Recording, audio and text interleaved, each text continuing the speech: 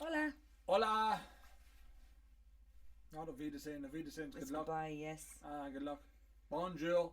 Did I tell you I speak French? Yes, you did, yes. On numerous occasions. Welcome to Tuesday, lads and lassies. We are busy. I'm down here actually racking myself. Since Niall has gone on to Greener pastures new. I wouldn't say greener pastures, Katie. Just new ones. Just new ones. He's doing his accountancy thing.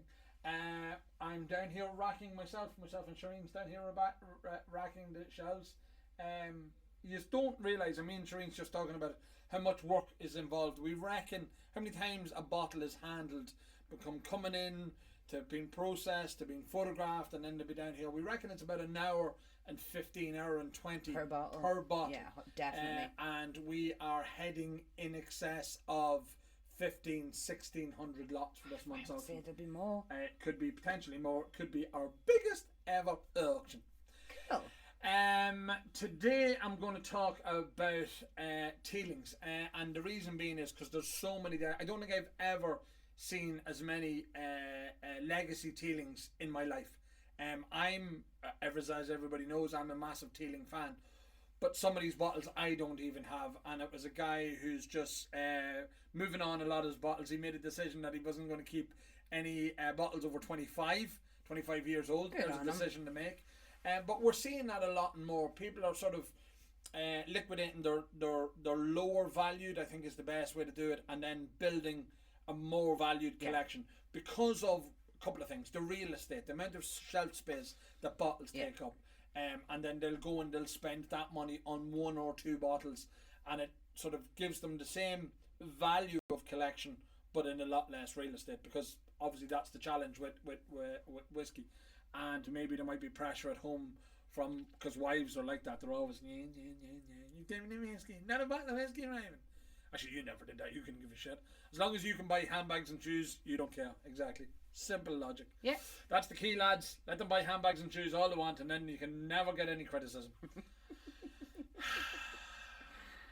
Anyhow, so Ellen, today up the top, and the reason why I highlighted these is because not many people are even aware that these exist and how rare some of these bottles are. The 24-year-old single malts from Cooley.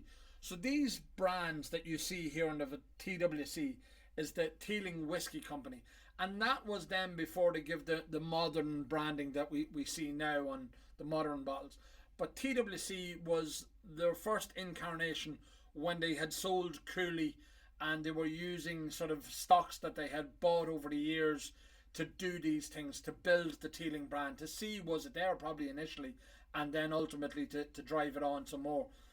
But these bottles are just so rare. there's some of them that are really, really low numbers. So there's one there, a Teeling 24-year-old, 150 bottles, 270 bottles, 340 bottles, 186, 214, and 198.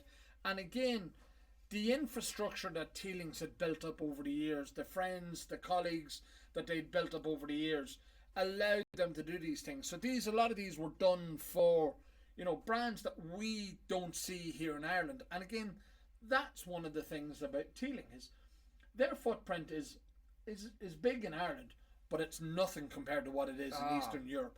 They've got full-time BAs out there. Conor Sweeney's out there, and Conor's been out for years out there. He speaks multiple languages. He's out there giving it beans and representing It's definitely loved in Europe. Teeling well. But again, a lot of the single cast that we did, the small batch collections, the more modern ones, they were done with a European. They were done from Lithuania, the Catherine the Great, the porter, the green porter thing. So there was so many of them that was done for Europe. But I still don't understand why people don't lose their proverbials over Teeling. People nearly dismiss Teelings. And I honest to God, don't get it, because they were the first Irish whiskey to win the world's best single malt. Mm-hmm. Bushmills hadn't done it, and all the times the Bushmills were in existence, Teelings came along and did it. They've won it multiple times. They're a multiple award-winning company. And the whiskey itself is phenomenal stuff. Some of the old 23 and 24-year-old crystal malt stuff is just phenomenal whiskey, absolutely phenomenal whiskey. But I mean, again, Alan, if you come round, look at the colours in them. You see the different cask finishes.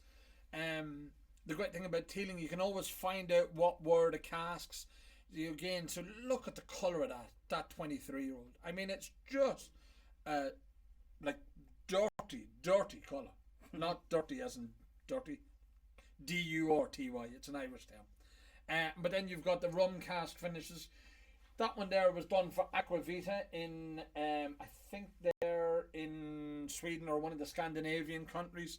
You've got the Nectar of the Daily Drams, this crowd down here, Sharing Passions. They're down there, 10 years. So that's those ones, 23, 24-year-old. I mean, lads, if you ever get a chance to buy a bottle, buy it and taste it. Do a bottle share with friends.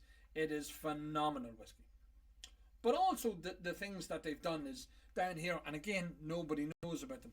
The footprint in Germany. So the Hotel Eisenhofer is a massive brand of whiskey. And anybody who knows the auctions, usually they come up on the German auction platforms. But again, they're all whiskies that were sourced by Jack Teeling. And you can see it here on the bottom. Von Jack Teeling. I don't think that means he's Baron von Jack Teeling. I just think it means it's from Jack Teeling. Well, if you give him half a chance. I'd say he would be. He'd love to be Baron von Jack Teeling. That'll be the new nickname from now, but the Baron. This 15-year-old, so that's a 16-year-old malt that I just had in my hand there. This is a 15-year-old one done for Marica, and again provided by Jack Teeling Dublin. I mean, they've such a huge reach, and the great thing about them is when they left Cooley, they had access to such phenomenal whiskies, and it helped them to build the Teeling brand into what it is today. And again, I have been critical of the early stuff that came out of the pot still, that came out of Teeling, and I still think it's not great, lads. You've got that wrong. You didn't tell the story right. That was the issue, not that the liquid was.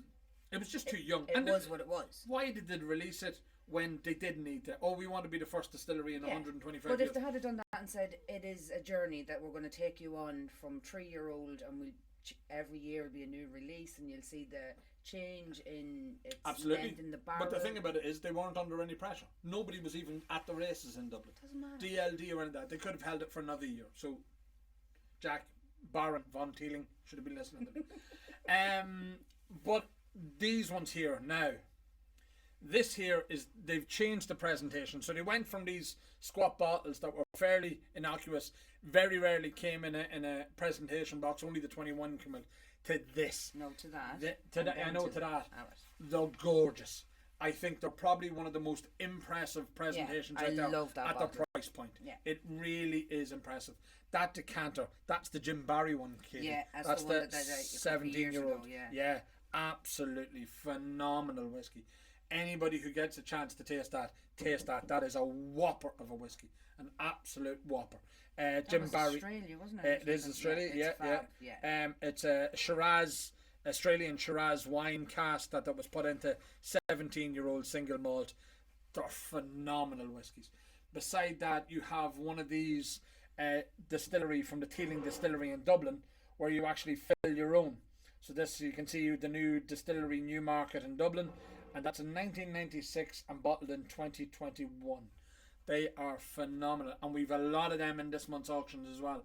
Again, these single cask, they were a bottle your own product. Fair dues to the collector that he went to the hassle of either getting them himself or sourcing them through other means. You then have these small batches, the small single cask batches. That's a Madeira, again 2002 and bottled in 2015, and that one's 1999 and the bottle in 2015. So that's a 16-year-old single cask, single malt in rum. I mean, phenomenal whiskies. Absolutely phenomenal whiskies. I've used phenomenal enough. You have. Because it is. And that's the bit that I think feel that like irritates breaking me. out into the Muppet song. Phenomenal. Phenomenal. Yeah. Phenomenal. I can't help but every time you say phenomenal, Exactly. that's all I think of. But, and I mean, even up there, I mean, the top of the shelf there is the Brabazon series. I think one of the criticisms that they get is there's so much whiskey that they bring out. But again, my answer to people is the sole purpose of a distillery is to make whiskey and sell it. There you go. They've got the stocks. Look what they've done. They've created themselves in a very short period of time. They created such a significant brand that Bacardi bought them out or took a majority shareholding in it. I mean, it's brilliant. Now, did they have a foot up? Yes. Did they have a Teeling name that carried a bit of weight? Yes. But it doesn't shy away from the fact that they've worked hard. Yes. Jack and Stephen are two hard-working lads. They've a great team up there. They've had some fantastic BAs with them over the year. They've got your man Caldwell. He's not so good now. If they could dump him, I mean, you know, things would be better. But I mean, you love him, really? No, I don't. I've got proof. No, don't. I've got picture proof. Of what? That you love each other. I don't even like him. Where is he from? He's from Canada or somewhere like that, or somewhere. He's a foreigner. Shouldn't have been allowed in the first place. Got extradited straight away. Bless him. But that's it. That's Teeling. That's my little rant. This love annoyance relationship that I have with Teeling. They still don't send me too many t-shirts. I get last year's leftovers from the bartender conference and all that sort of stuff. And I mean, Robert's not a small lad himself. You think he'd be getting t-shirts as well? I think that's what Jack needs to put on weight. And if Jack puts on weight, they'll be getting t-shirts for everybody. Never mind Jack being a wee skinny wee wretch. We're not going to be scabbing. Maybe. That's going to be your New Year's resolution. Actually, what about this one? No, from the Palace Bar. It's gorgeous. It's available on thepalacebar.com, I think it is. Thepalacebar.com or something like the Palace Bar or something like that. But anyhow, Willie, good lad. Fab jumpers, good quality. Yeah, good quality, yeah. And they're custom built. I mean, they fit chunky monkeys like me. Chunky monkeys. But that's it. We're done for today. We're back tomorrow, Wednesday. And until then, good luck.